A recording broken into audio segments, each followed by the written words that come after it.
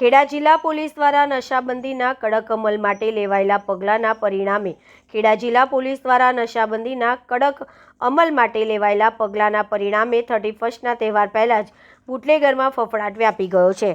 SOG Kheda Nadiad ટીમે બાતમીના આધારે દભાણ એશિયન ફ્રૂટની સામે સર્વિસ રોડ પર 31ના તહેવાર પહેલાં જ બુટલેગરોમાં ફફડાટ વ્યાપી ગયો છે। એસઓજી ખેડા નડિયાદ ટીમે બાતમીના આધારે દભાણ એશિયન ફૂડની સામે સર્વિસ રોડ પર દરોડા પાડી ₹1.3 કરોડથી વધુની કિંમતનો વિદેશી દારૂનો જથ્થો ઝડપી પાડ્યો છે।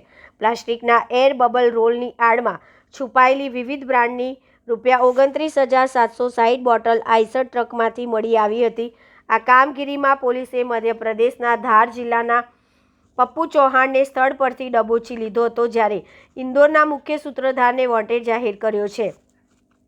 Police inspector ડી.એન. ચુડાસમા અને પીએસઆઈ એસવી ગોસ્વામીની ટીમે આ ગણનાપાત્ર કેસ શોધી કાઢી સરકારી નીતિઓના અમલીકરણમાં ઉત્કૃષ્ટ કામગીરી કરી છે। આ કાર્યવાહી રાજ્યના યુવાનને નશાના માર્ગે જતા રોકવા અને તહેવારો દરમિયાન શાંતિ જાળવવા માટે વહીવટી તંત્રની પ્રતિબદ્ધતા દર્શાવે છે।